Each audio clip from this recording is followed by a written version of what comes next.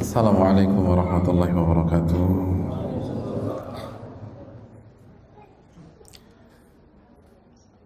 Alhamdulillahi rabbil alamin.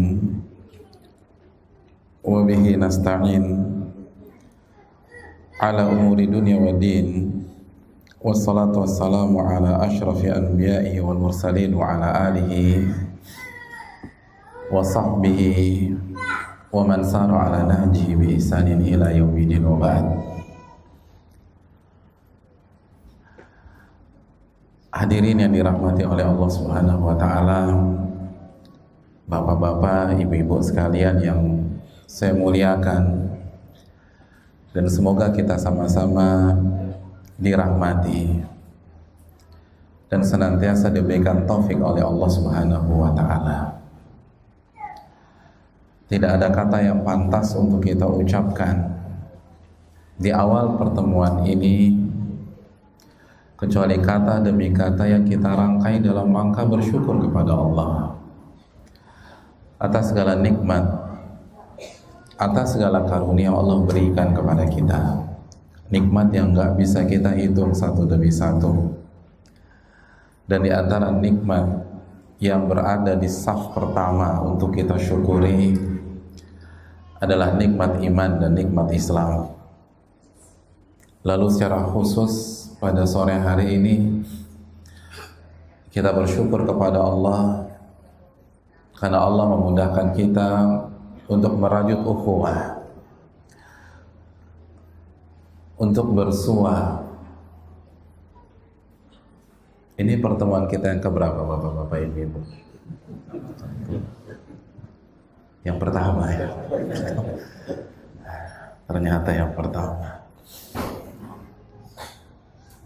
Ibu-ibu yang keberapa, Bu? Ibu-ibu kayaknya udah pada tidur. Kecapean tadi siang. Yang pertama, hadirin, oleh karena itu dari lubuk hati saya yang paling dalam, saya ingin mengungkapkan rasa syukur saya kepada Allah Subhanahu wa taala yang telah menganugerahkan saya momen atau kesempatan berharga ini. Di sore hari ini kita berkumpul di Melabuh. Semoga Allah rahmati kota kita dan Allah berkahi dengan hidayahnya, dengan ilmunya, dan dengan taufiknya. Amin ya rabbal alamin. Hadirin yang dirahmati oleh Allah Subhanahu wa taala, info yang saya terima sampai landing tadi dari Jakarta Medan, lalu tadi sampai Melabuh, ini kajian ibu-ibu. Judulnya apa? Ibu-ibu, judul kajian sore hari ini apa, Bu? Nggak tahu, Pak Ustaz. Yang penting datang aja. Saya nggak peduli. Masya Allah. Saking semangatnya belajar. Pokoknya yang penting mengkaji ilmu agama. Judulnya Wanita Surga. Masya Allah. Judulnya apa? Sekarang aja paling keras ibu-ibu. Begitu dapat bocoran, wah, Masya Allah, patriot di sini. Tapi ternyata yang datang bukan hanya kaum Hawa.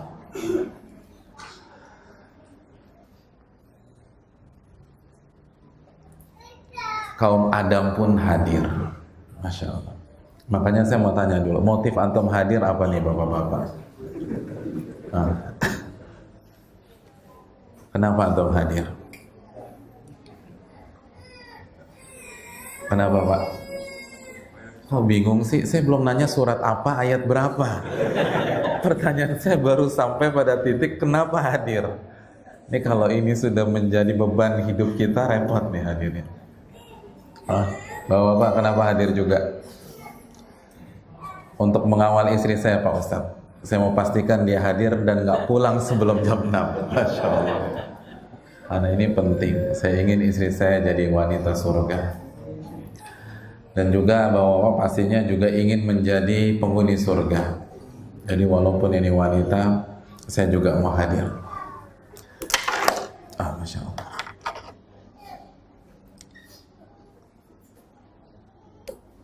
Ya, terima kasih. Iya, nggak ada masalah sama sekali. Karena kalau nggak salah sesi kajian umumnya nanti sebenarnya ba'da maghrib ya. Nggak. Tapi karena qaddarallahu ma syafa'al, yang harusnya terjadwalkan kemarin, tapi karena takdir Allah, lalu doa teman-teman di Medan, Pak Suhail udah bilang ini setelah takdir Allah, ini doa teman-teman di Medan. Akhirnya saya batal menginjakan kaki di Malabo pada hari Senin, dan alasannya pun sebenarnya nggak bisa diterima. Alasannya apa? Ketinggalan pesawat. Padahal kita sudah beli tiket connecting. Dan terlambatnya bukan karena kesalahan kita. Ya nggak mungkin kan pesawat terlambat karena nunggu penumpang namanya nuzul dzikri, kan nggak mungkin. Ini kesalahan maskapai. Karena dari Jakarta terlambat sampai Medan terlambat, ditinggal sama pesawat di Medan, ya Allah. Dan kita tahu bersama traffic pesawat dari Medan Malabo cuman sekali dalam sehari. Jadi itu kronologinya. Jadi kami mohon maaf karena tidak bisa on schedule berada di Malabo, tapi terus terang bukan karena kesalahan kami. Kami sudah standby di Halim Perdana Kusuma jauh-jauh waktu sebelum boarding, sebelum check-in, tapi qaddarallahu ma syafa'al, harus nginep semalam dulu di Medan, dan dadakan juga buat kajian di sana. Jadi kalau kita ridho terhadap takdir Allah, insya Allah kajian di Medan pun antum semua dapat pahalanya di sisi Allah Subhanahu wa taala. Amin ya rabbal alamin. Hadirin yang dirahmati oleh Allah Subhanahu wa taala.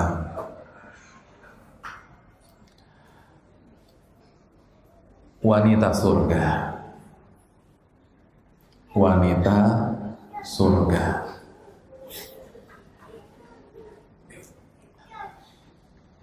Siapa yang nggak mau jadi wanita surga?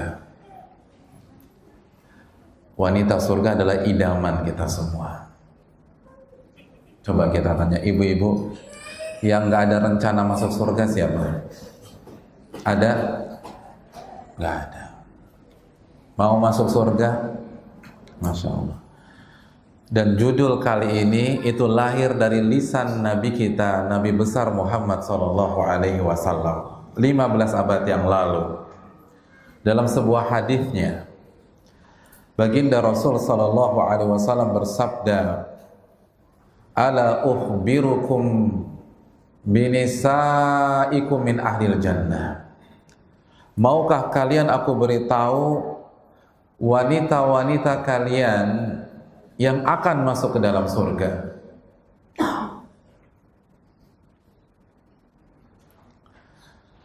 Dalam riwayat yang lain, dan wanita-wanita surga adalah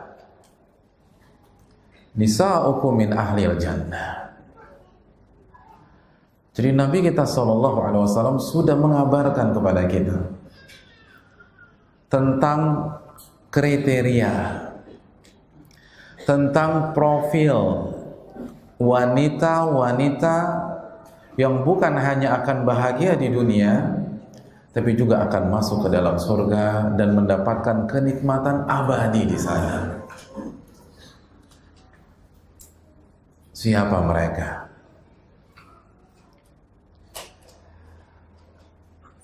Ibu-ibu, kriteria yang pertama apa? Dalam hadis yang dikeluarkan Imam Nasai dan para ulama-ulama hadis yang lain. Nabi mengatakan, maukah kalian aku beritahukan tentang wanita-wanita yang akan masuk surga? Lalu ketika mendapatkan respon positif, Nabi menjelaskan seperti apa sifat-sifat mereka. Yang pertama, apa ibu-ibu yang pertama? Yang pertama, Bu, berasal dari melabuh. Hadis riwayat melabuh, maudhu. Masya Allah. Enggak, ini enggak berasal dari daerah tertentu. Semuanya bisa. Melabuh bisa, Pidi bisa, Banda Aceh bisa, Medan bisa. Yang pertama kata baginda Rasul sallallahu alaihi wasallam, al-wadud.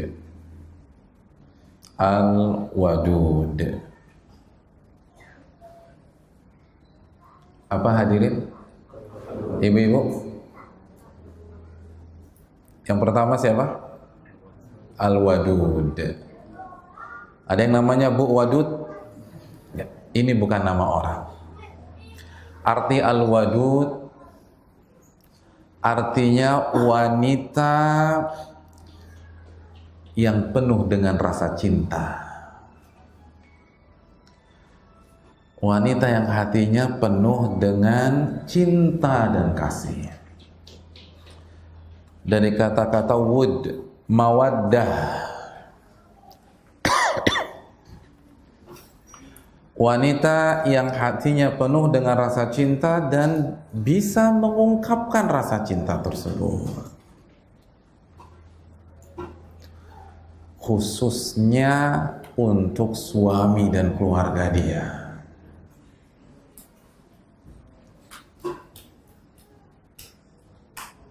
Masya Allah.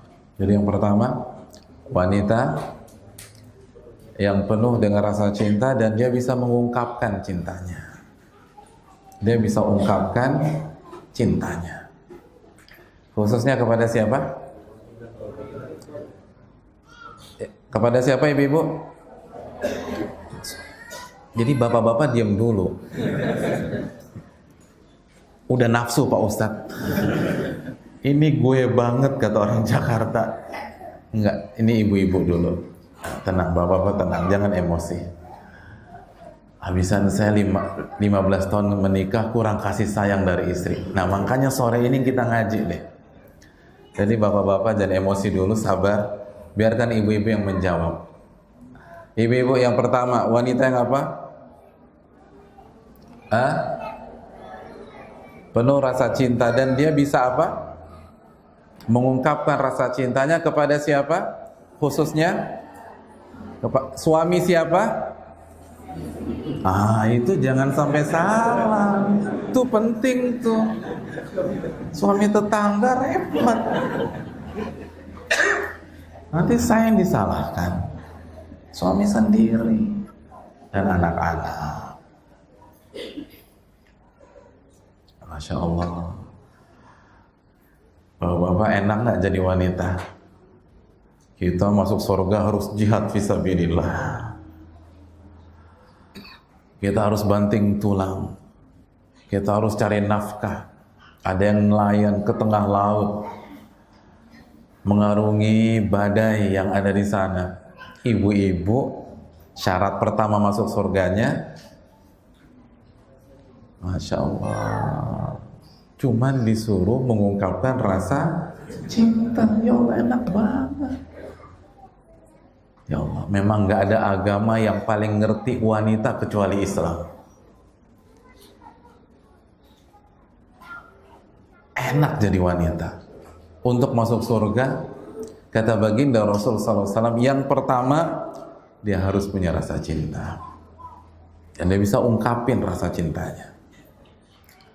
Ungkapin rasa cinta. Hadirin yang dirahmati. Jadi mencintai suami dan anak-anak itu penting di dalam Islam. Dalam riwayat yang lain, Wanita yang seperti ini yang harus diincar oleh para laki-laki. Apa kata Nabi? Tazawwajul wadudul walud fa inni mukathirun bikumul umama yaumal qiyamah. Menikahlah dengan wadud. Apa arti wadud tadi? Wanita yang penuh dengan rasa cinta dan kasih sayang dan bisa mengungkapin rasa cintanya. Dan wanita yang banyak anak, kan aku bangga dengan banyaknya umatku pada hari kiamat. Jadi kata Nabi, kalau cari istri, cari yang penuh rasa cinta dan bisa ngungkapin kasih sayangnya. Ya Pak Ustadz, saya udah terlanjur, ini udah tahun ke-7. Apa solusinya? Bapak-bapak, kok senyum-senyum penuh makna? Solusinya istrinya suruh ngaji gitu, suruh belajar. Karena wanita yang semakin mengkaji hadis-hadis Nabi SAW pasti ketemu sama nih hadis. Dan dengan dia ketemu dengan hadis ini, dia akan berusaha merubah karakternya. Dia akan berusaha merubah tutur katanya. Ustadz, yang penting kan di hati, walaupun nggak bisa ngungkapin, mengungkapkan rasa cinta itu penting. Terus bagaimana mengungkapkan rasa cinta? Dalam pertemuan yang singkat ini kita bagi dua. Yang pertama dengan lisan. Dengan apa? Dengan lisan. Yang kedua dengan perbuatan. Yang pertama dengan apa ibu-ibu? Yang kedua, Masya Allah. Dengar bapak-bapak, istri-istri kita udah semakin pintar-pintar, Masya Allah.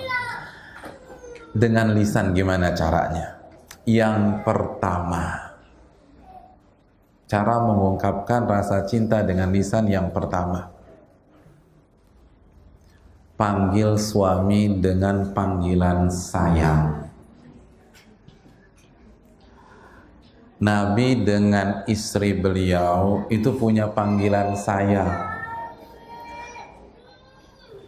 Aisyah dipanggil apa sama baginda Rasul SAW? Humairah. Apa arti Humairah? Aduh, Bu seneng nggak kalau pipinya kemerah-merahan? Aduh, itu kan dambaan para wanita ya. Makanya di kota-kota besar kayak Jakarta, mereka pakai blush on biar pipinya merah gitu. Subhanallah. Karena memang dambaan wanita. Jadi ini pelajaran bagi kita bahwa suami istri harus punya panggilan sayang, dan begitu juga dengan wanita calon penghuni surga. Ketika dia manggil suaminya, dia panggil dengan panggilan sayang. Panggilan intim. Terkadang Nabi memanggil Aisyah ya Aish, disingkat, menunjukkan keintiman. Coba ibu-ibu, selama ini manggil suami apa panggilan sayangnya? Ingat, jangan bohong, suaminya ada di depan semua nih. Ibu-ibu di Melabuh, kalau manggil suami apa? Waduh, Yayang. Masya Allah. Terus selain Yayang, Beb. Wah, Beb. Terus selain itu, Love. Wah, Love. Kok sama kayak di Jakarta di sini? Subhanallah. Bener tuh Pak. Bener. Tri, antum kan tahu kan suara istri antum masing-masing? Ada panggilan sayang. Emangnya abang nggak cukup Ustaz? Boleh. Al aslu fil asya ibaha. Kaidah fikih mengatakan hukum asal non ibadah itu boleh. Tapi memanggil dengan panggilan sayang itu lebih dituntut lagi. Apalagi ada hadis ini. Apalagi dipraktekkan oleh Nabi kita Shallallahu Alaihi Wasallam.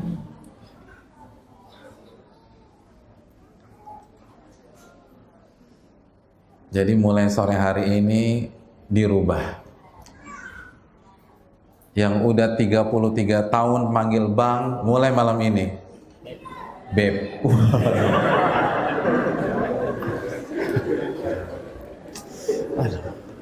Kayaknya enggak banget deh Pak Ustadz.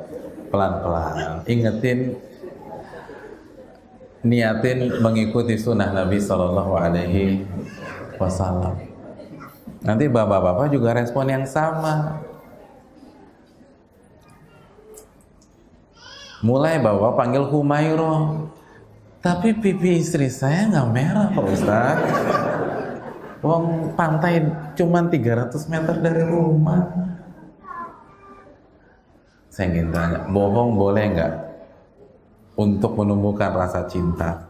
Boleh. Jadi walaupun nggak merah, udah Humairo aja, anggap aja merah lah. Pokoknya buat istri kita senang dan sayang sama kita. Ini penting. Jadi wanita penghuni surga itu punya panggilan sayang.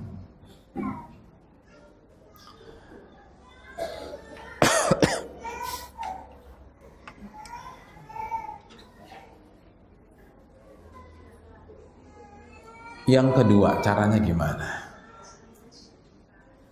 Di samping panggilan sayang, wanita penghuni surga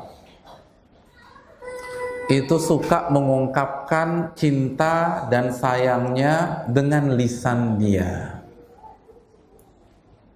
Kepada siapa? Kepada suami. Jadi diungkapkan. Dan ini sunnah Nabi SAW. Kita tahu bersama Nabi mengatakan kepada salah seorang sahabat, kamu cinta karena Allah kepada dia? Iya. Sudah diungkapin belum? Kata Nabi. Belum. Ungkapin. Makanya Nabi mengatakan barang siapa yang mencintai seseorang karena Allah, falyu'limhu. Sampaikan. Ungkapkan. Dan ini yang ditangkap dengan jeli oleh wanita-wanita calon penghuni surga. Dia suka mengungkapkan cintanya kepada sang suami.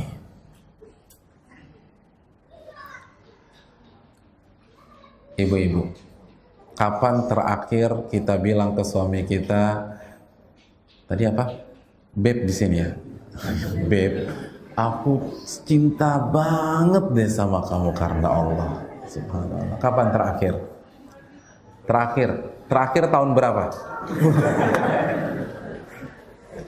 Tahun berapa Pak Ustadz?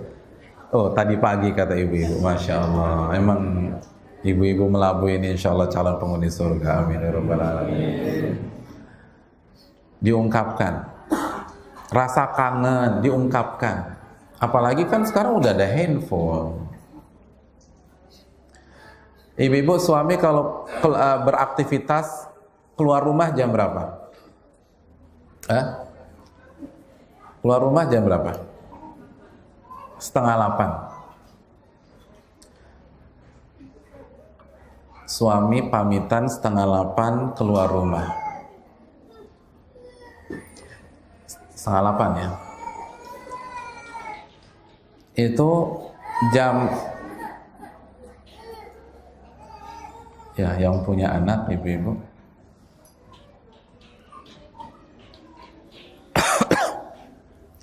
Jadi kalau suami keluar rumah jam 7:30,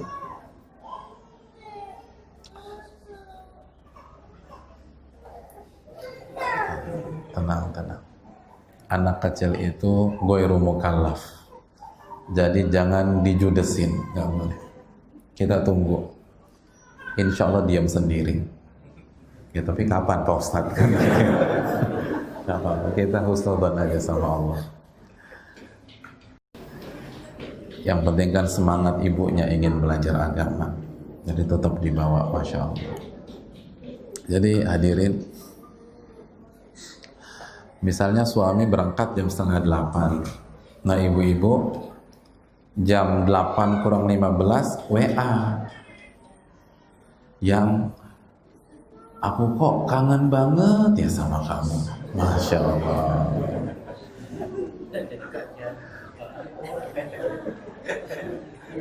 bini gue makan apa semalam gitu, kok jadi begini.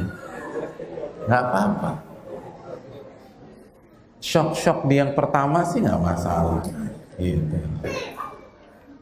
Kan kita nanti kasih penjelasan, ini nih sunnah Nabi SAW.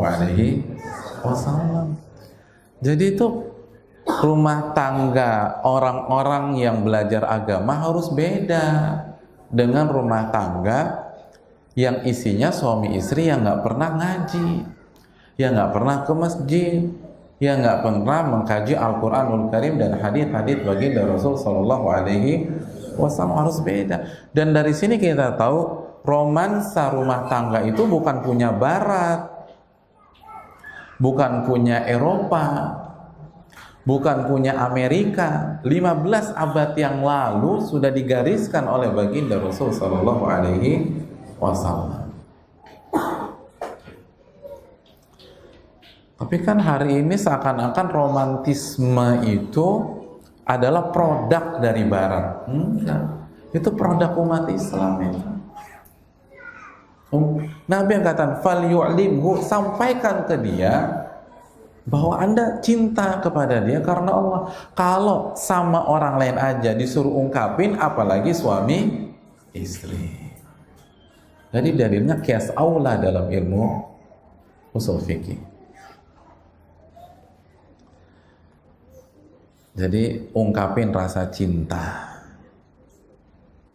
ungkapin rasa cinta. Coba deh, insya Allah diberkahi rumah tangga kita.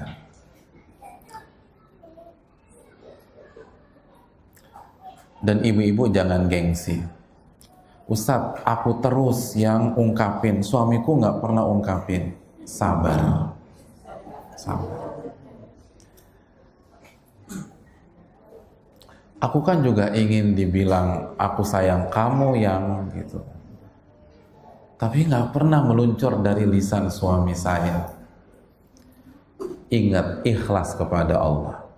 Ini bedanya cinta karena dunia dan cinta karena Allah. Ketika kita ungkapkan, kita tidak mengharapkan pamrih dari pasangan kita, karena kita ungkapkan tujuan utama kita mengharapkan ridho siapa? Allah Subhanahu wa ta'ala.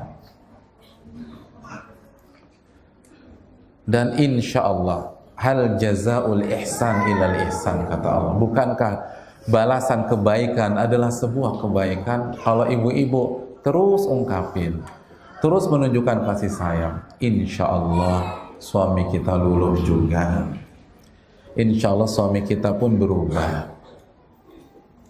Jadi jangan nunggu. Kadang-kadang para istri itu gengsi. Nggak, aku udah capek, aku udah letih, aku mau tunggu bola aja, tunggu suamiku kasih bunga. Jangan, itu pamrih. Wanita surga itu nggak pamrih sama manusia, karena mereka adalah wanita-wanita yang ikhlas. Dan bagi bapak-bapak, alhamdulillah hadir, direspon kalau istri mengungkapkan rasa cinta gitu. Jangan karena mentang-mentang udah 17 tahun nikah, istri mengucapkan rasa cinta, direspon sinis, lebay. Nggak cocok, lebay lagi. Jadi yang semangat ngamalin sunnah jadi drop lagi. Habisan saya dibilang lebay, Pak Ustadz. Saya kan juga tersinggung. Direspon. Dan yang terbaik ungkapkan apa? Inni uhibbuka fillah. Aku cinta kepadamu karena Allah Subhanahu wa ta'ala. Dan di antara jawabannya, ahabbakallahu alladzi ahbabtani lah. Semoga Allah mencintaimu yang telah mencintaiku karenanya. Gitu. Dihafalin nih. Gitu. Jadi aku cinta kepada engkau karena Allah. Semoga Allah mencintaimu yang telah mencintaiku karenanya. Gitu. Ya, Bapak-bapak hafalin. Jadi semoga Allah mencintaimu yang telah mencintaiku karenanya. Itu responnya, jangan kegeeran. Memang aku layak untuk dicintai. Sebelin banget kan gitu ya. Itu yang kedua. Yang ketiga, gimana cara ngungkapin cinta kita dengan lisan kita, hadirin? Ibu-ibu, panggilan sayang sudah, lalu mengungkapkan rasa cinta sudah. Apa lagi? Apa lagi, hadirin?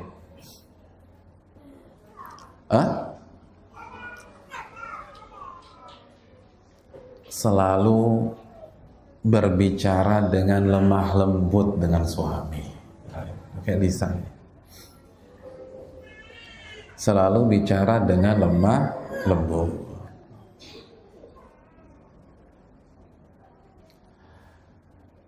Wanita calon penghuni surga itu nggak teriak-teriak di hadapan suami, nggak suara tinggi di hadapan suami,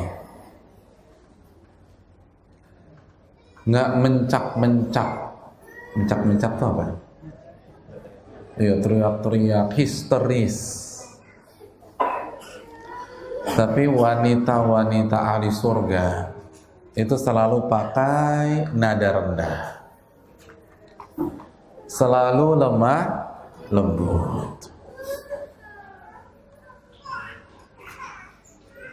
Karena lembah lembut itu identik dengan kasih sayang. Dan suara keras, suara tinggi itu identik dengan emosi.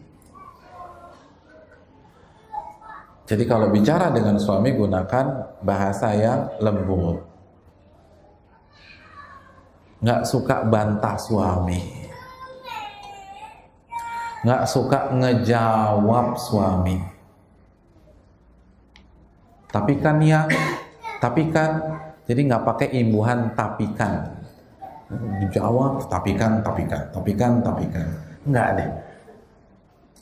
Wanita penghuni surga itu kalau suami udah perintah dan perintahnya nggak maksiat, 86. Wow, 86. Masya Allah.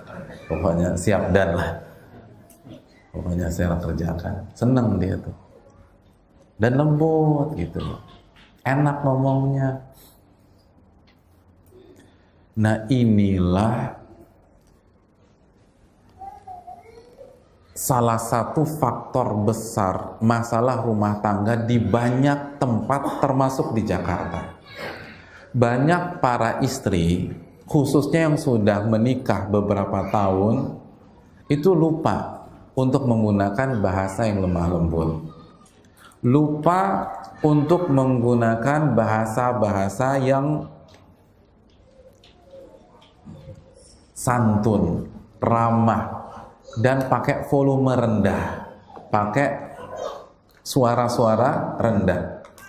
Banyak istri karena sudah tenggelam dalam hiruk pikuk rumah tangga, dikit-dikit marah, dikit-dikit ngejawab.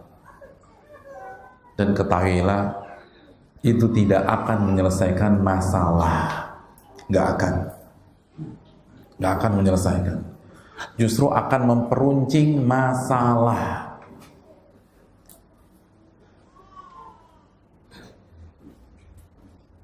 Jadi banyak wanita itu suara tinggi, marah, ngejawab. Tapi insya Allah itu di sana ya, bukan di Melabuh, insya Allah. Ya. Kalau istri-istri di Melabuh, enggak ya, enggak beda. Enggak. Si istrinya suka marah-marah nggak bapak-bapak? Bapak-bapak nggak menjawab, tapi raut wajah mereka penuh tekanan kayaknya. Jadi saya agak sulit menyimpulkan. Ini nggak boleh terjadi di Melabung. Saya ingin tanya, tapi mungkin kalau khilaf pernah kali ya ibu-ibu ya, khilaf aja khilaf. Khilaf. Bawa langsung bilang sering. Tenang, sesi curhat belum dibuka, jadi jangan curhat dulu. Khilaf sekali. Nah, pertanyaan saya, Bu, saya ingin tanya ibu-ibu. Apa yang membuat istri terpancing suara tinggi sama suami? Apa? Oh, capek. Terus belanja kurang.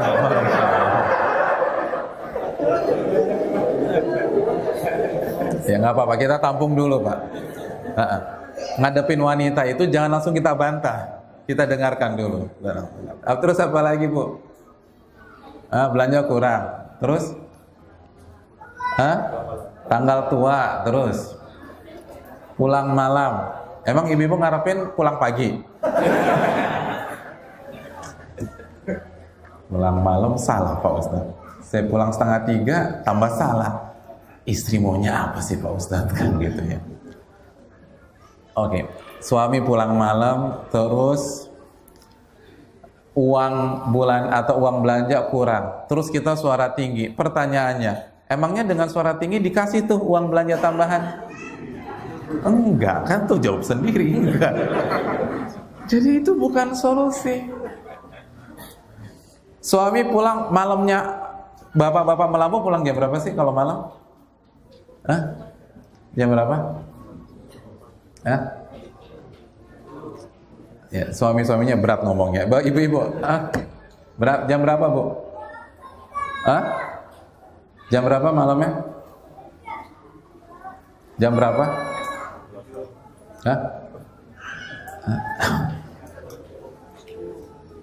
Pulangnya sih jam 8 Pak Ustadz, tapi baru di malam kelima gitu loh, jadi 5 malam nggak pulang.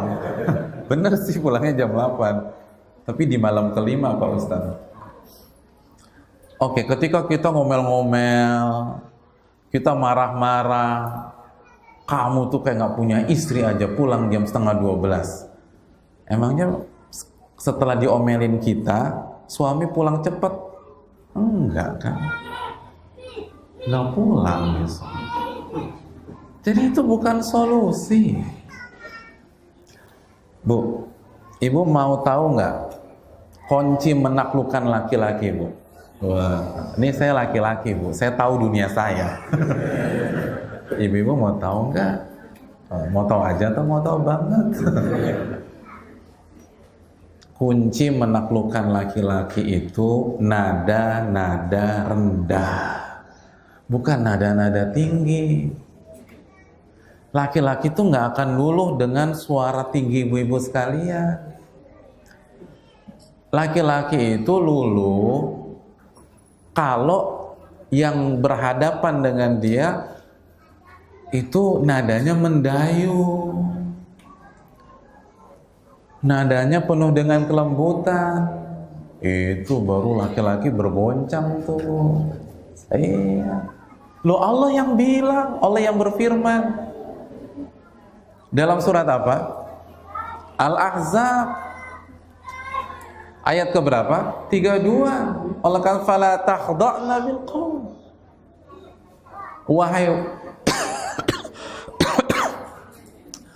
Wahai wanita atau wahai istri Nabi, karena kita tahu ayat ini untuk istri-istri Nabi, lalu berlaku umum untuk para wanita, janganlah kalian melembut-lembutkan suara kalian. Fala takhda'na bil qaul. Jangan melembut-lembutkan suara kalian. Fayatma'al ladzi fi qalbihi marad. Sehingga membuat tamak laki-laki yang di dalam hatinya ada penyakit, membuat laki-laki bergoncang. membuat laki-laki takluk sehingga luluh dan dia bisa melakukan. Dan kalau dia punya penyakit, dia dilampiaskan itu semua dengan cara yang haram. Nah, kenapa istri Nabi dan para wanita tidak boleh berbicara lemah lembut, berbicara dengan suara yang mendayu di hadapan laki-laki yang bukan mahram? Betul kan? Udah belajar kan? Boleh nggak kita bicara dengan laki-laki yang bukan mahram dengan begitu lemah lembut, gemulai? Boleh nggak ibu-ibu? Kenapa nggak boleh? Karena itu senjata mematikannya seorang wanita. Itu cara yang sangat efektif menaklukkan laki-laki. Tapi lucunya, ketika banyak wanita ingin menaklukkan hati suaminya, nggak pakai senjata ini. Tapi begitu tukang sayur lewat, pakai tuh. Masya Allah. Jadi suka heran kita nih. Harusnya ke suaminya, bukan ke tukang sayur. Tenang, tukang sayur nggak salah apa-apa. Jadi yang berprofesi tukang sayur, jalan terus istiqomah selama halal. Ini nggak ada. Ini yang salah ini jika ada ibu-ibu yang ngegoda, biar dapat utangan. Masya Allah. Jadi hadirin yang dirahmati oleh Allah, sederhana aja deh. Misalnya suami kita punya usaha, lalu ada di antara pegawainya ada dua pegawai perempuan.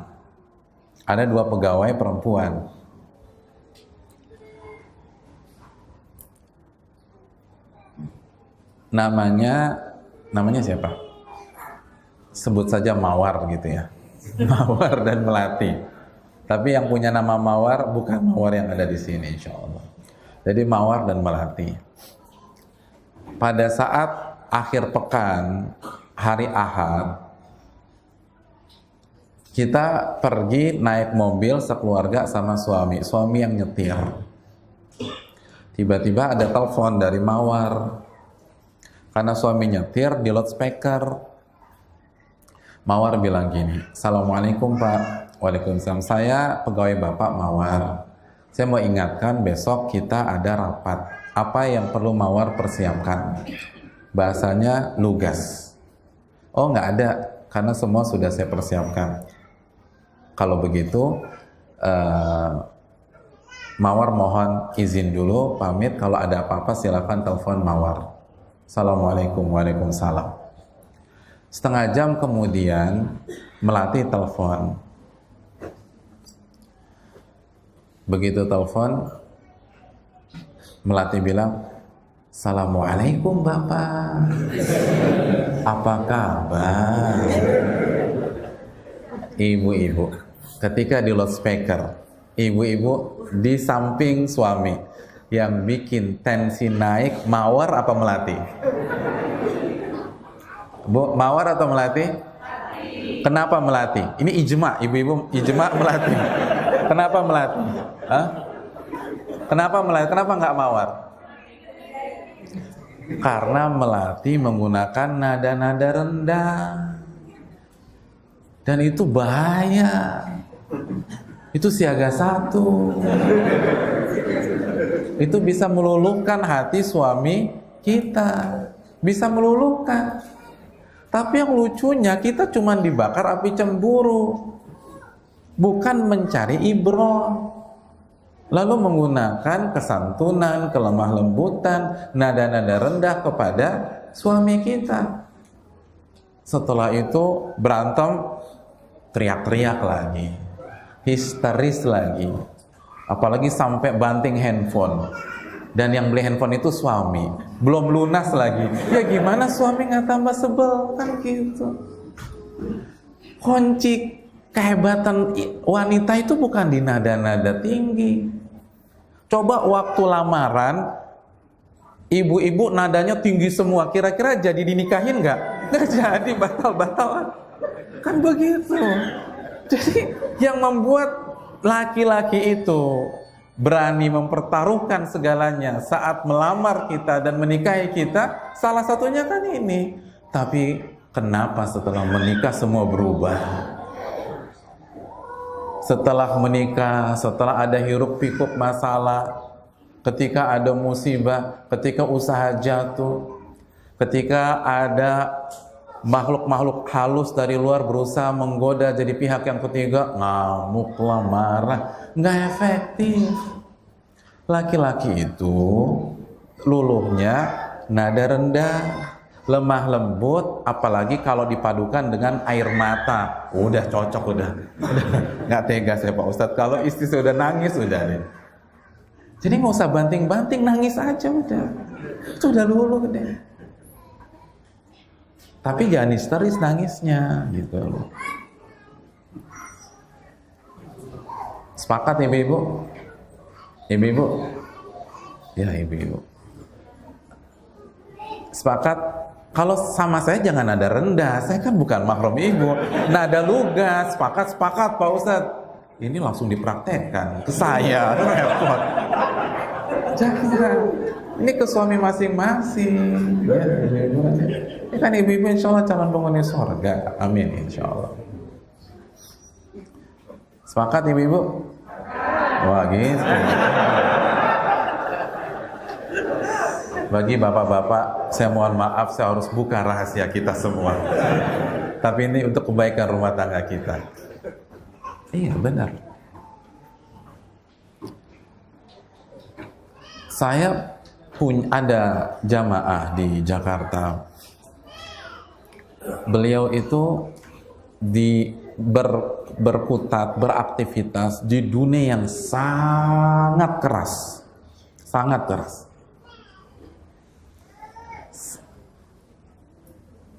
Pokoknya ini dunianya itu mungkin benar-benar stadium-stadium tinggi.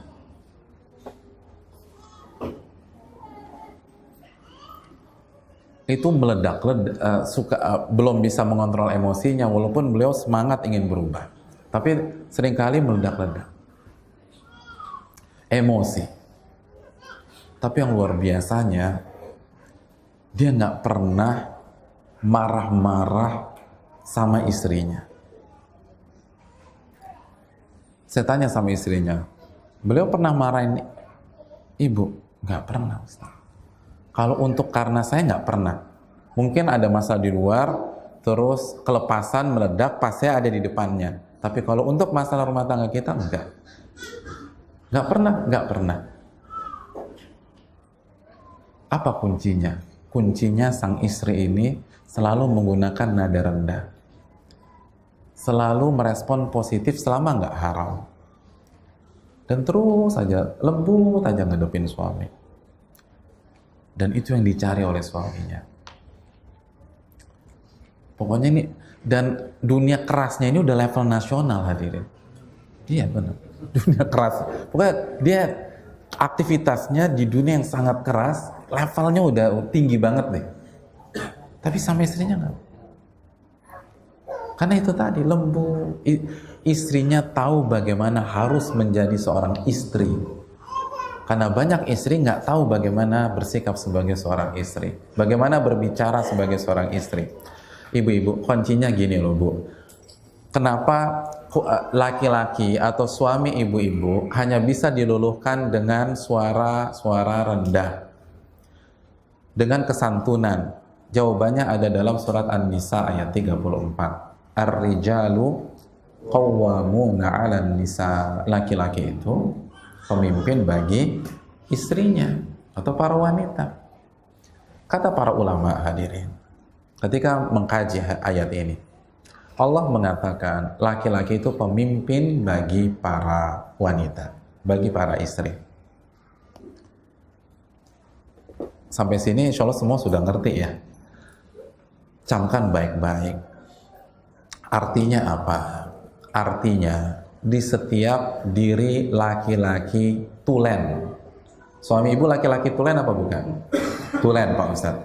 Kalau benar-benar laki-laki, maka di dalam dirinya ada DNA pemimpin. DNA pemimpin. Walaupun dia nggak punya perusahaan, walaupun dia bukan seorang CEO, walaupun dia bukan seorang komisaris atau punya saham, walaupun mungkin dia bekerja sebagai office boy di sebuah kantor yang kerjanya disuruh-suruh, tapi begitu masuk kehidupan rumah tangga ada jiwa pemimpin dalam dirinya, ada DNA pemimpin dalam dirinya, ada darah seorang pemimpin dalam dirinya. Ini yang dilupakan mayoritas para istri. Dia lupa.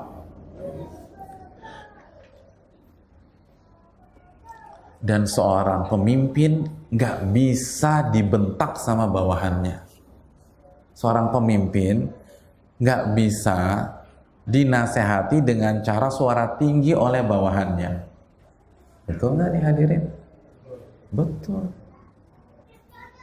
Antum punya perusahaan, terus sekretaris antum bentak-bentak antum, kira-kira apa? SP3 minimal, ini SP3. Kalau perlu langsung pecat aja tuh.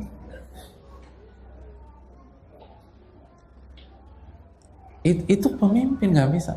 Nah, yang dilupakan pada hari ini adalah hal ini. Kenapa? Karena banyak di antara umat Islam pendekatannya barat.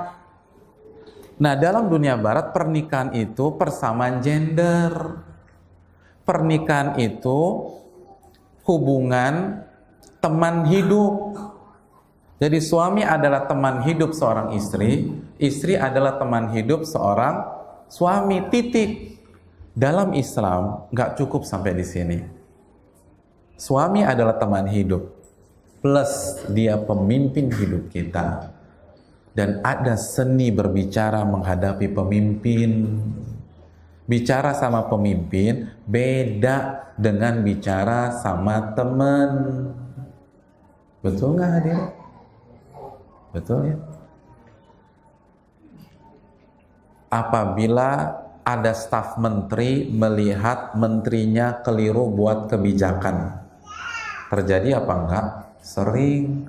Karena menteri itu jabatan politik, bukan jabatan karir berjenjang. Karena oleh karena bisa jadi seorang menteri itu nggak ngerti tentang kementeriannya, akhirnya salah buat kebijakan.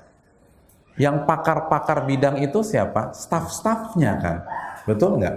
Staf-stafnya. Terus stafnya melihat, nih menteri saya salah, kira-kira cara mengkoreksinya gimana?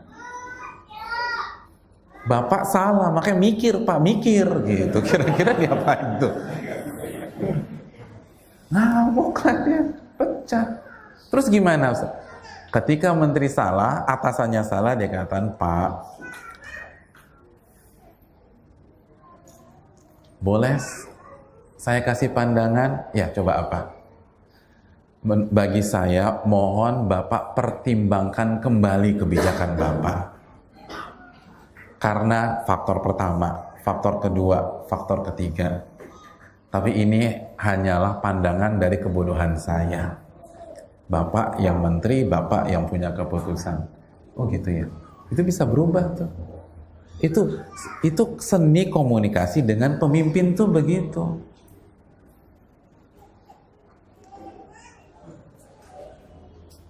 Makanya kan yang lagi ngetren sekarang bahasa konsumsi masyarakat, ya siap perintah kan gitu sekarang ya. Kalau di Malang tuh begitu juga nggak sih? Di Jakarta tuh pokoknya di mana-mana siap perintah. Kalau saya telepon teman siap perintah Ustaz. Pokoknya semua siap perintah deh sekarang. Itu bahasa komunikasi menghadapi yang lebih di atas. Jadi bukan didebat, bukan dilawan, bukan diserang, nggak bisa. Ketika pemimpin diserang, dia akan ngelawan. Makanya kan itulah konsep mengapa Ahlussunnah wal Jamaah tidak setuju dengan cara mengkritik pemimpin secara kasar, secara tajam, terang-terangan, karena nggak bisa. Nah, begitu juga dengan konsep rumah tangga, ar-rijalu qawwamuna 'alan nisa. Jadi ini penting. Jelas hadirin? Ya. Jadi itulah cara mengungkapkan dengan lisan. Panggilan sayang, lalu ungkapkan rasa cinta kita, lalu yang ketiga, bicara dengan selalu lemah lembut. Masya Allah. Yang kedua, cara mengungkapkan dengan sikap dan tingkah laku. Yang pertama, dan ini yang paling penting dan mungkin kita hanya bisa bahas ini saja karena waktu. Kita selesai jam berapa nih hadirin? Hah? Jam 6? Hah? Jam 11? Siapa yang bilang jam 11 tadi? Masya Allah, jam 11. Antum sanggup sampai jam 11? Sanggup. Ibu-ibu sanggup sampai jam 11? Sanggup. Saya mah nggak sanggup, saya mau pulang di sini. Antum aja di sini sampai jam 11. Saya mau pamitan nanti. Hadirin. Apa tadi itu? Oh ya. Dengan sikap, caranya taat kepada suami selama tidak maksiat. Taat. Itu cara kita mengungkapkan rasa cinta. Taat. Itu yang paling penting. Masih ingat ucapan para ulama? Salah satu bait syairnya para ulama, in kana hubbuka sadiqan la ata'tahu innal muhibba liman yuhibbuhu muti'. Kalau cintamu tulus, kamu akan taat sama dia. Bait syair ini sering dibawakan untuk seorang hamba kepada Allah. Kalau kamu benar-benar cinta kepada Allah, kamu akan taat sama dia. Kenapa? Karena filosofinya, kaedahnya, innal muhibba liman yuhibbuhu muti'. Orang tuh kalau udah cinta, kalau udah sayang, itu akan nurut sama orang yang dia cintai. Nurut. Makanya ketika seorang ayah atau seorang ibu, khususnya seorang kakek, seorang nenek, udah sayang banget sama cucunya, cenderung cucunya di apa? Dimanja. Apa sih arti manja? Di antara arti manja, semua permintaan cucunya diturutin. Karena tabiat orang yang jatuh cinta itu nurut. Gitu loh hadirin. Kan gitu, kakek nenek itu kan punya kamus hadirin, tapi yang jadi masalah susah nyari kata tidak di kamus sang kakek dan nenek, gitu loh. Susah tuh, atau nyari kata tidak di kamus kakek nenek susah, karena semuanya boleh gitu loh. Kayak mau es krim boleh, gitu loh. Bakso beli boleh gitu.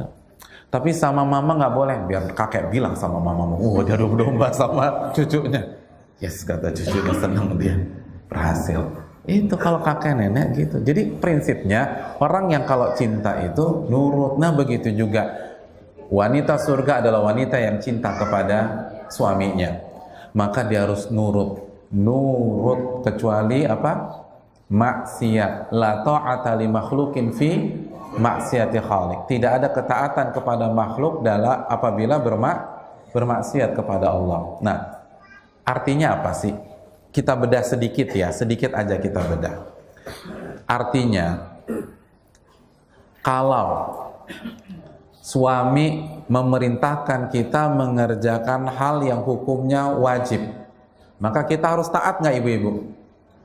Ibu-ibu? Masya Allah. Contohnya apa? Suami menyuruh kita sholat 5 waktu, wajib taat. Suami memerintahkan kita menutup aurat, berjilbab atau berhijab, wajib taat karena wajib. Dan kalau ibu-ibu taat, ibu-ibu dapat 2 pahala. Allahu Akbar. Yang pertama pahala mengerjakan yang wajib, yang kedua pahala mentaati perintah suami.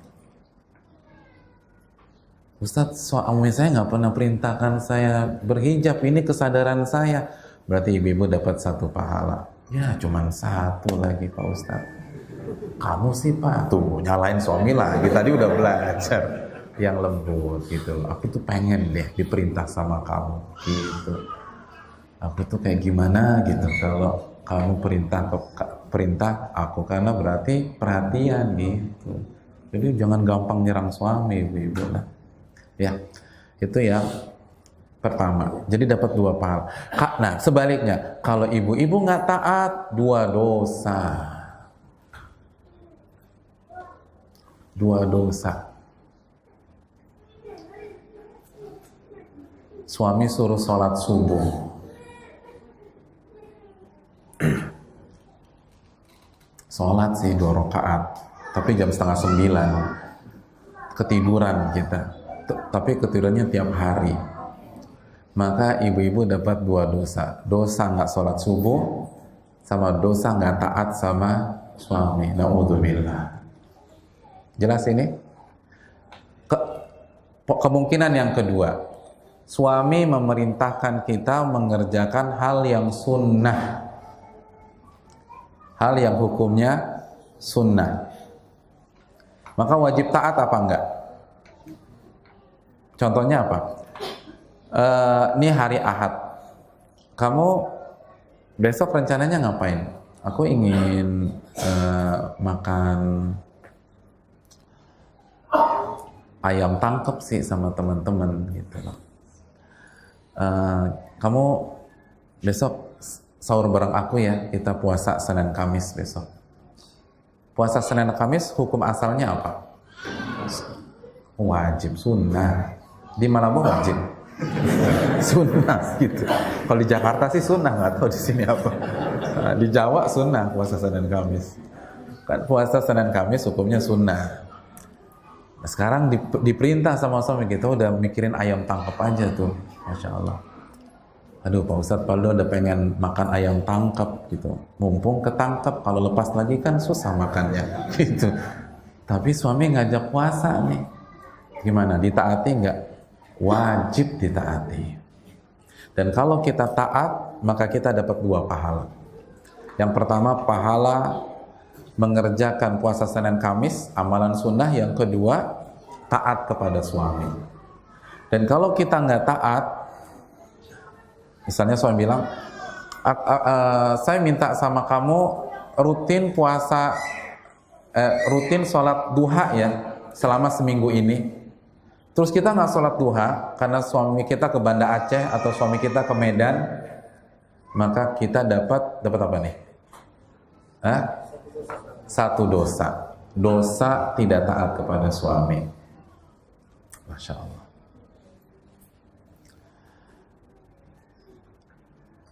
Yang berikutnya,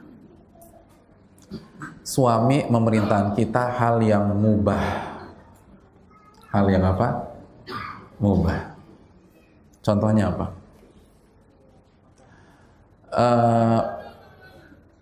Nanti makan siangnya pakai sambal udang yang apa tadi? Sambal udang apa? Pakai belimbing. Masya Allah. Masya Allah tadi. Tadi saya udah ngerasain. Masya Allah. Nah, sambal udang belimbing hukumnya apa? Wajib. Mubah kan? Mubah. Suami minta itu. Nggak dibuatin. Dapat apa kita? Dosa. 1 dosa. Subhanallah. 1 dosa. 1 dosa. Mau pergi ke kondangan, kata suami, kamu pakai warna biru dongker ya, gitu loh. Keluar merah warna bajunya. Dosa tuh Bu, dosa, gitu. Pokoknya kamu siap-siap nggak lebih dari 5 menit, gitu. Kita keluar setelah 4 menit plus 1 jam. 1 jam 4 menit. Dosa. Dosa. Gitu. Kadang-kadang kan istri tuh kebanyakan ini ya, kalau udah masalah kekondangan lah. Kira-kira nih, Bang, bagus warna hijau atau warna merah? Warna merah aja. Tapi emangnya aku nggak cantik pakai warna hijau? Ya udah pakai warna hijau. Tapi merah kan anggun Bang. Itu bisa-bisa keluar kamar warna biru tuh. Nggak hijau, nggak merah, biru. Subhanallah. Itulah keajaiban para wanita. Kita harus menerima mereka adanya apa. Jadi itu luar biasa. Tapi enggak. Jadi pokoknya kalau suami udah tetapkan warna, hukum asalnya mubah, wajib taat. Kemungkinan yang berikutnya, suami suruh kita mengerjakan hal yang makruh. Hal yang makruh. Apa contohnya coba? Suami suruh kita mengerjakan hal yang makruh. Contohnya apa? Ibu-ibu contohnya apa? Hah? Ya Allah. Sebenarnya salah jengkol apa sih? Selalu kalau ada makruh, jengkol yang kena. Kalau nggak jengkol, si petek kena. Saya nggak tahu. Dendam apa bangsa Indonesia dengan si petek sama jengkol? Kesian ya. Cari contoh lain. Suami pulang dari safar jam 11 siang hari Kamis. Kita lagi puasa Senin, Kamis. Kita lagi puasa sunnah nih. Lalu suami minta batalkan gitu. Kan udah kangen gitu. Udah 7 bulan gak ketemu. Masya Allah. 7 bulan gak ketemu, sampai rumah puasa pula. Ya Allah. Masya Allah. Udah batal. Hukum membatalkan ibadah sunnah yang sedang berjalan, apa hukumnya? Makruh, kecuali haji dan umrah. Karena Allah berwatimul hajja wal umrata lillah. Sempurnakan haji dan umrah karena Allah. Dan ada pembahasan khusus haji dan umrah, tapi intinya kaidahnya membatalkan amalan sunnah yang sedang berjalan, hukumnya makruh. Hukumnya makruh. Tapi kalau suami perintahkan, ditaati apa enggak ibu-ibu? Bu, ini puasa loh bu. Puasa ibadah bukan? Puasa Senin Kamis ibadah atau bukan? Ibadah kepada siapa? Kepada Allah. Jadi ibu pilih mana? Suami atau Allah? Waduh, enak ya, giring opini itu enak ya. Tiba-tiba pilih mana? Suami atau Allah? Aduh, berat banget Pak Ustaz.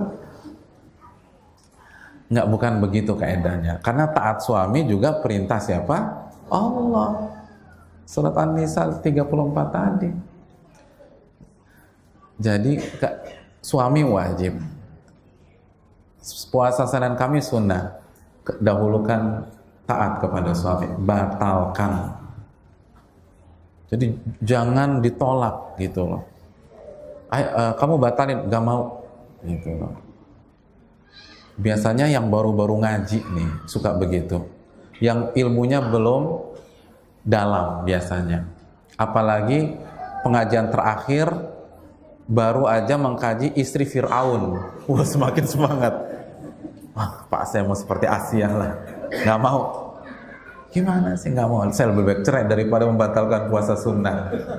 Kan salah kaprah terhadap cerita istri Fir'aun. Enggak, kaedahnya adalah kalau yang sunnah ketemu yang wajib, dahulukan yang wajib. Begitu ceritanya. Jadi yang nggak boleh taat kalau haram. Kalau haram nggak boleh taat. Aku bosen deh melihat kamu setiap hari sholat asar, setiap hari sholat asar.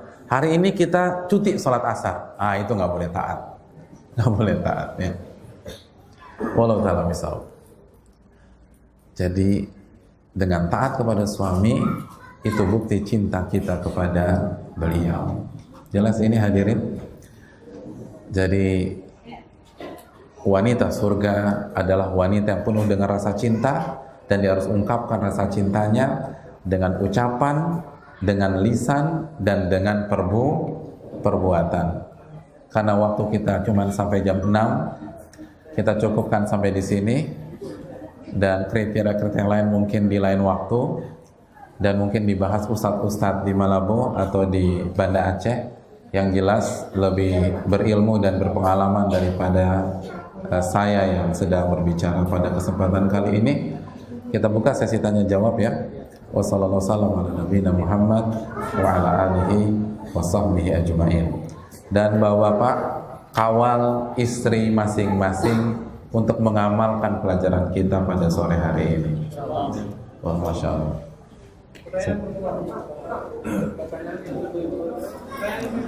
Assalamualaikum warahmatullahi wabarakatuh. Pertanyaan pertama dari ibu-ibu.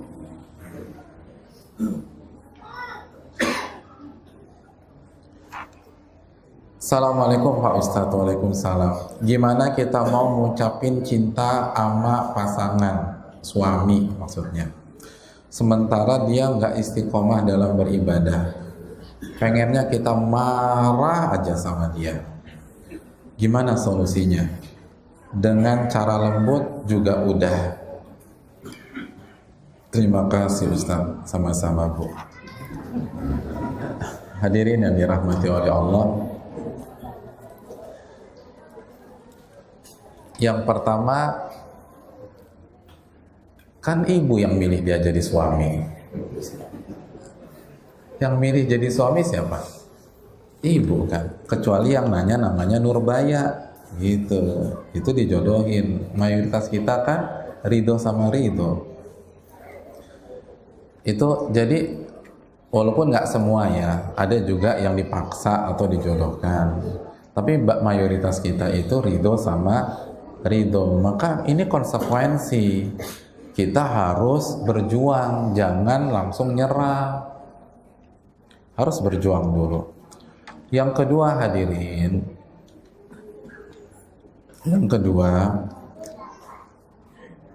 coba sekali lagi ingat bagaimana perjuangan istri Fir'aun yang dijadikan contoh oleh Allah di dalam Al-Quranul Karim.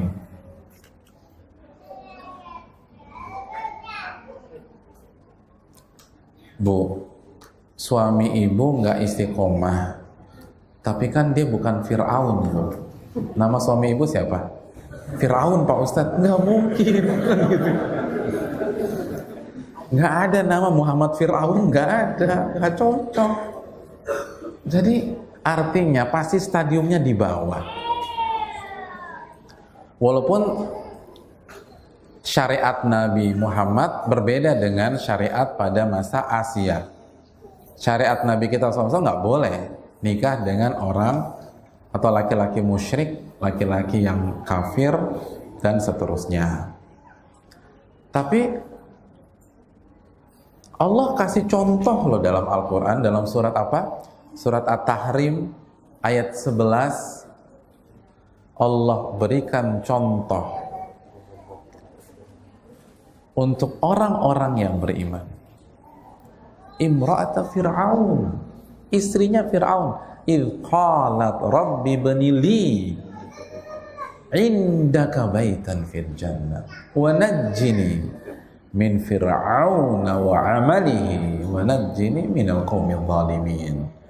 Allah telah berikan contoh. Jadi walaupun syariatnya dari beberapa sisi ada perbedaan, tapi perjuangan Asia, perjuangan istri Fir'aun menghadapi suami sedolim, sekufur, semusyrik Fir'aun, itu harus menjadikan para wanita terinspirasi.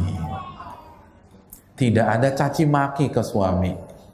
Bu, suaminya sudah sampai pada titik wa ana rabbukumul a'la. Aku Rob kalian yang paling tinggi. Sedangkan suami-suami kita masih baca Subhana Rabbiyal A'la. Maha suci Allah, Robku yang maha tinggi. Jadi suami-suami kita masih bertasbih kepada Allah yang maha tinggi. Fir'aun sudah sampai pada level ngaku Rob yang paling tinggi. Tapi apakah Asia marah-marah? Enggak. Asia tetap santun, baik, dan dia berdoa kepada Allah. Ya Allah, buatkanlah aku rumah atau istana di surga di sisimu ya Allah, dan selamatkanlah aku dari Fir'aun, dan selamatkanlah aku dari kaum-kaum yang zalim. Lihat, tidak ada kata-kata kotor dari lisannya istri Fir'aun. Tidak ada kata-kata kasar dari lisannya istri Fir'aun. Dan wanita inilah yang menjadi contoh, kalau bahasa kita, menjadi ikon dari para istri-istri umat Nabi Muhammad SAW. Itu yang perlu kita camkan bersama-sama. Itu yang kedua. Yang ketiga, Bu, doain suami kita. Apa, Bu? Doain. Doain apa, Ustaz? Biar cepat mati, biar saya bisa kawin lagi. Jangan, doain dapat hidayah. Doain dapat hidayah. Karena ada juga istri-istri yang nggak mau ketemu lagi sama suaminya di sorga gitu. Saya pernah di Jakarta, ada ibu-ibu nanya, Ustadz, kalau di sorga nanti saya dan suami masuk surga, kira-kira kita jadi suami istri lagi nggak di sana? Ketemu lagi nggak? Nah, saya dengan polosnya menjawab dengan antusias, insya Allah, Bu. Ya Ustadz, gitu. Ya Ustadz, saya udah bosan sama dia. Ya Allah. Itu benar, itu langsung kan namanya kita kan dengan polosnya insya Allah, Bu. Ya Ustaz. Nah, kita nggak boleh demikian. Kita minta doain hidayah.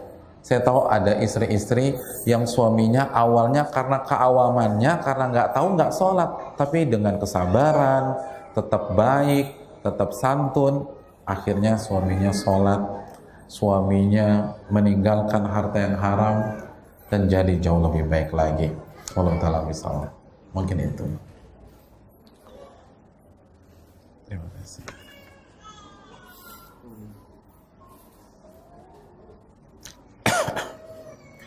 Assalamualaikum warahmatullahi wabarakatuh. Waalaikumsalam warahmatullahi wabarakatuh. Bagaimana pendapat Ustadz mengenai fenomena wanita muslimah yang sudah berjilbab syar'i dan sudah bercadar, namun gemar membagikan foto dan video ke medsos? Gemar membagikan foto dan video ke medsos. Boleh apa enggak? Tergantung fotonya siapa dan videonya siapa gitu. Kalau bukan foto dia gitu, foto ontak misalnya, gitu. Video orang utan lahiran misalnya gitu, atau videonya Syekh Soleh Fauzan, kan boleh. Tapi maksudnya mungkin ini foto dia ya, selfie-nya dia, wifi-nya dia. Hadirin, tujuan wanita berhijab apalagi bercadar itu apa sih? Kalau buka seluruh buku fikih, tujuannya agar wanita itu tertutup, bukan tampil gitu loh, tertutup. Nah, kalau kita lihat fenomena tersebut, maka terjadilah sebuah kontradiksi. Yang satu tertutup, di waktu yang sama ingin tampil. Ini bertentangan dengan makna, maksud atau maqasid dari jilbab dan cadar. Bagaimana bisa gampang tampil seperti itu? Sholat jamaah saja, saf yang terbaik itu yang paling apa buat wanita? Yang paling belakang. Lalu kita tahu hadis Aisyah, ketika wanita-wanita ikut sholat subuh dengan Nabi SAW, yang duluan pulang siapa? Yang duluan pulang setelah sholat selesai, yang duluan pulang, kurang minum ya hadirin.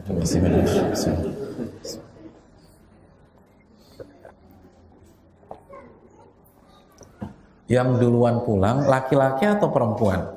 Perempuan, biar tertutup, biar nggak tampil gitu loh. Jadi banyak sekali dalil yang mengarahkan wanita untuk tidak menampilkan dirinya kecuali ada hajat atau darurat. Tapi ingat kaidah darurat atau hajat, al hajat tuqaddar biqadariha. Darurat atau hajat itu seperlunya. Jadi al hajat tuqaddar biqadariha, ad-darurat tuqaddar biqadariha juga. Seperlunya. Nah, kalau selfie perlunya apa? Nggak ada perlunya. Jelas ini hadirin? Yang kedua, kalau kita lihat saudara kita melakukan hal tersebut, jangan dibully. Jangan langsung divonis. Jangan. Wah, itu mah hijab berskau ya Pak Ustaz. Nggak benar tuh. Jangan divonis. Dinasehati dengan bijak. Mungkin mereka belum tahu.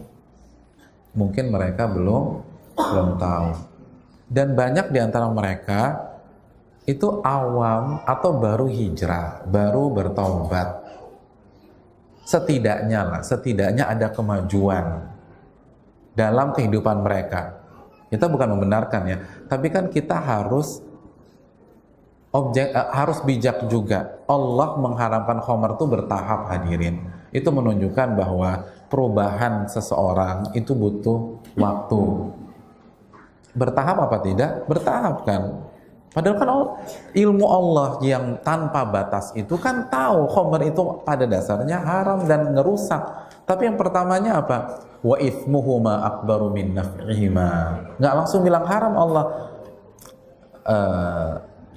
Efek negatifnya lebih banyak daripada positifnya. Lalu turun lagi ayat berikutnya. La taqrabus salata wa antum sukaro, jangan dekati sholat atau masjid ketika lagi mabuk. Itu pengkondisian. Berarti yang awalnya bebas minum khamar, ketika turun ayat ini, minum khamar jadi berapa waktu aja dalam sehari? 2 waktu aja, ba'da subuh sama ba'da isya.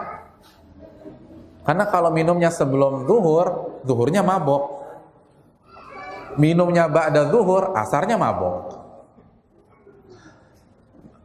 Kalau khamrnya jadi snack sore, maghribnya mabuk. Ba'da maghrib, isyanya mabuk.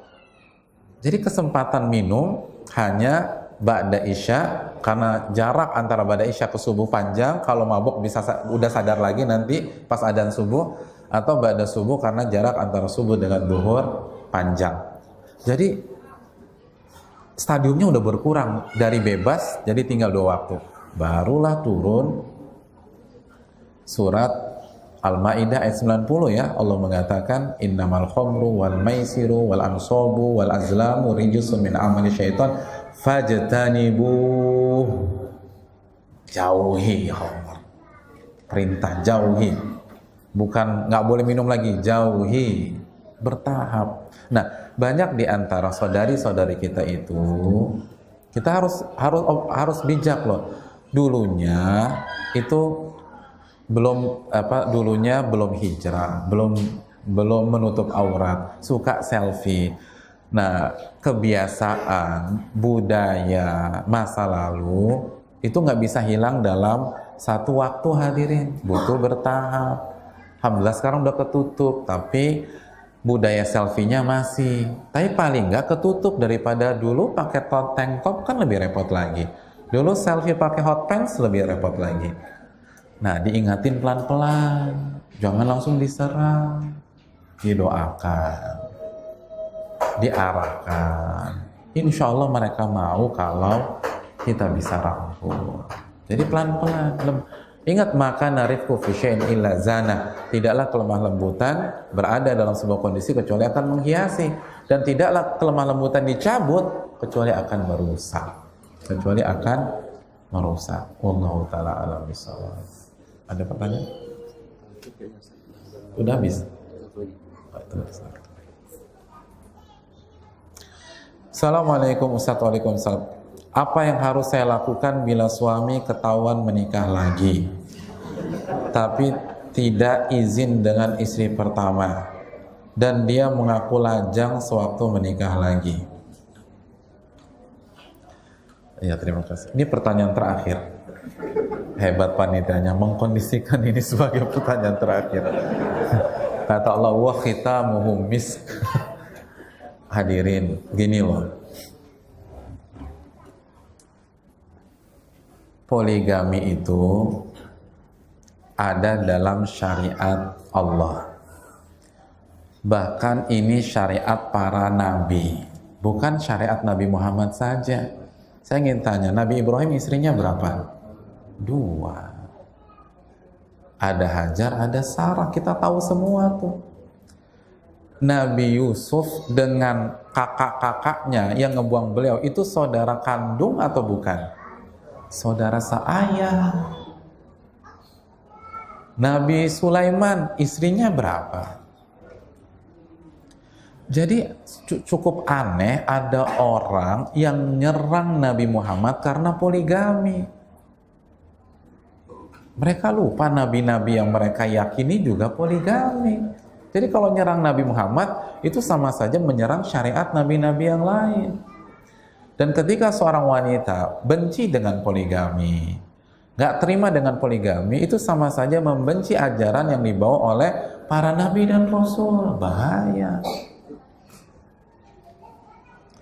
Jadi ibu-ibu sekalian, ini ujian keikhlasan. Benar nggak kita cinta kepada suami kita karena Allah? Atau karena ego kita sebagai wanita yang tidak mau berbagi? Dan yang kedua saya ingin sampaikan, bukan sebuah syarat poligami izin istri pertama. Dan walaupun dilakukan secara dengan kebohongan, selama rukun dan syarat terpenuhi, nikahnya sah. Nikahnya apa? Sah. Jadi walaupun ngaku lajang, karena pengakuan lajang gak termasuk rukun nikah dan gak termasuk syarat nikah. Itu. Jadi nikahnya sah. Cukup sampai di sini jawabannya? Bapak bilang cukup aja, belum. Kenapa? Ibu jangan pulang dulu. Wah ini ustadznya nggak bener nih, nggak mau bela kepentingan wanita. Tenang, jangan pulang dulu. Sesi yang kedua jawaban saya. Ada tapinya hadirin. Ada tapinya. Yang jadi masalah sekarang, mayoritas yang poligami itu tidak mengerti fikih poligami, nggak mengerti ilmu poligami. Padahal semua sepakat kalau ngaji itu bawa perkataan Imam Bukhari, al-ilmu qoblal qawli wal amal, ilmu dulu sebelum bicara dan beramal. Nah tapi kenapa pas poligami ngaku lajang? Emang itu sunnah Nabi SAW? Kenapa pas poligami diam-diam? Emangnya Nabi ketika nikah sama Aisyah diam-diam sama Saudah? Jadi yang memperburuk citra poligami, mayoritas pelakunya, saya nggak katakan semuanya ya, tapi banyak pelakunya tidak pakai fikih ketika poligami. Akhirnya berantakan. Makanya hadirin, sebagaimana menikah monogami harus pakai ilmu, poligami pun harus pakai ilmu. Jadi kalau mau poligami, bukan hanya sekedar membahas harus adil. Adil itu hanya satu bagian dari berbagai macam bab tentang poligami. Dia harus tahu tentang keadilan. Dia harus tahu fikih. Dia harus tahu manajemen konflik rumah tangga. Oleh karena itu banyak orang yang menikah lagi atau poligami, kalau ditanyakan kepada ahli ilmu, niscaya ahli ilmu itu akan mengatakan Anda nggak boleh poligami. Bukan karena poligami tidak syar'i, tapi cara Anda poligami salah. Semua yang diawali dengan cara yang salah itu susah untuk mendapatkan sakinah mawaddah warahmah kecuali dia taubat kepada Allah Subhanahu wa taala. Kalau antum beli tiket ke Medan, antum nggak mungkin sampai Banda Aceh. Karena tiketnya udah ke Medan. Begitu juga kalau caranya salah, ya nggak mungkin sampai ke tujuan. Jadi oleh karena itu, ibu-ibu, jadi kesimpulannya karena waktu sudah habis, ibu-ibu harus menerima syarat ini dengan hatinya. Terlepas suaminya poligami atau nggak poligami. Karena banyak ibu-ibu terima syarat poligami karena dia berani pastikan suaminya nggak bakal berani poligami. Jadi sok-sok ngedukung gitu loh, padahal karena merasa aman. Ini nggak boleh. Bagi para suami nggak boleh poligami kecuali Anda dan kita semua sudah tahu ilmu tentang poligami atau fikih poligami. Kalau enggak, jangan masuk ke dunia yang satu ini. Karena sudah banyak yang menelan korban, banyak yang gagal dan hancur semuanya. Dan kita akan ditanya di hadapan Allah. Ditanya di hadapan Allah Subhanahu wa Ta'ala. Terima kasih banyak. Waktu sudah habis. Senang bisa bertemu dengan jamaah sekalian. Semoga kita mendapatkan ilmu yang bermanfaat.